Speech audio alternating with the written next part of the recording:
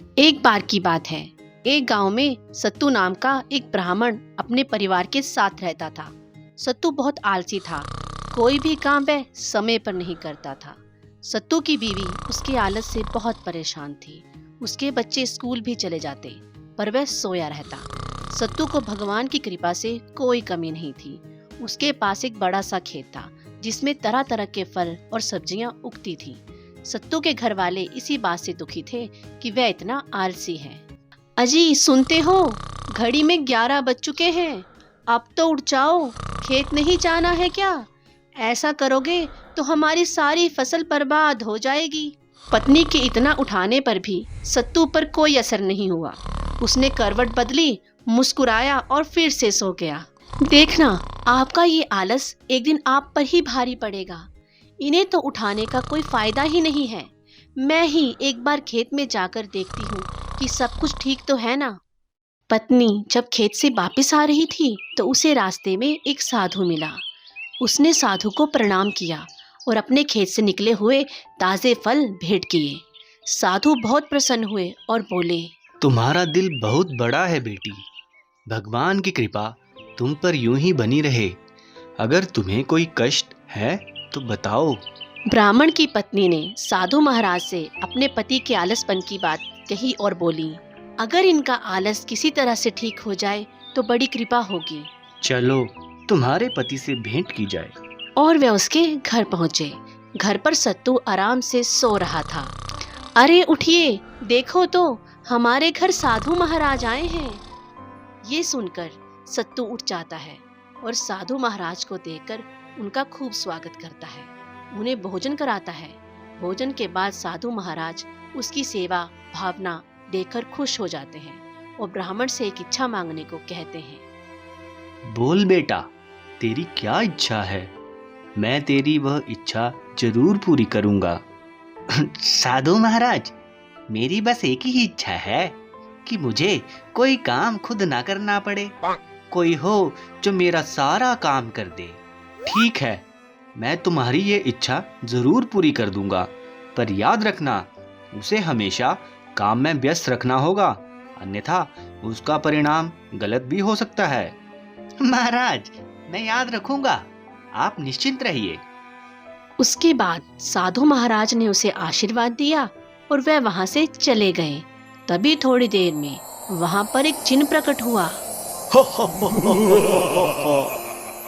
मालिक, मैं आपका गुलाम आपकी सेवा में हाजिर हूँ। बताइए, मैं आपके लिए क्या काम कर सकता हूँ?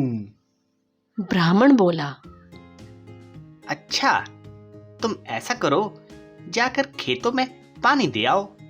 इतना सुनते ही जिन वहां से गायब हो गया और ब्राह्मण निश्चित हो गया, अब उसे कोई काम करने की जरूरत नहीं थी। कुछ ही देर में जिन वापिस आ गया। मालिक, आपने जो काम कहा था वह पूरा हो गया। अब बताइए, मैं क्या काम करूं? क्या इतने बड़े खेत में तुमने इतनी जल्दी पानी डाल दिया?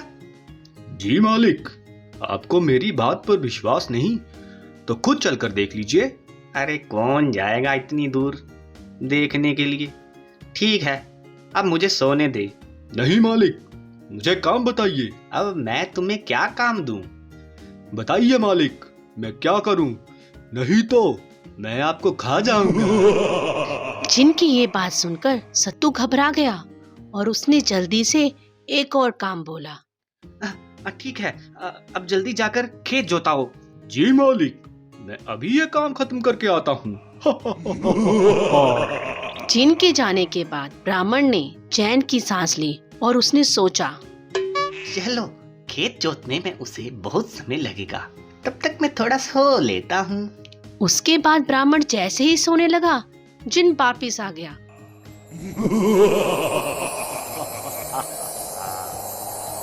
मालिक, आप बताइए, मैं और क्या काम करूं? अरे काम काम काम, क्या काम दूं मैं तुम्हें? अब मेरे पास कोई काम नहीं बचा। जिन ये सुनकर क्रोध में आ गया। मालिक, मुझे काम बताओ, नहीं तो मैं आपको खा जाऊंगा। सत्तू अपनी पत्नी से बोला, अरे भाग्यवान, कुछ भी करो, और मुझे इस आफत से छुटकारा दिलाओ।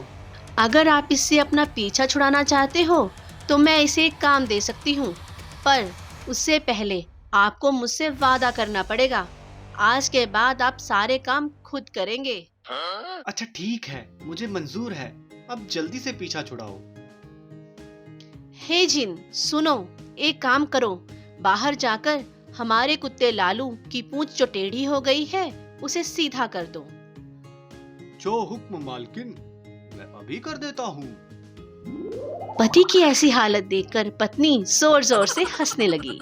देखा, मैं कहती थी ना कि आपका ये आलस एक दिन आप पर ही भारी पड़ेगा। अरे हाँ, वो तो ठीक है, पर ये सोचो कि वो जिन लालू की पूंछ सीधी करके आता ही होगा। अब उसे क्या काम देंगे? अरे, आप भी कैसी बातें करते हो? कुत्ते की पूंछ भी कोई सीधी कर पाया है आज तक? उस दिन के बाद सत्तू ने अपने आलस को पूरी तरह से त्याग दिया और अपना काम स्वयं करने लगा।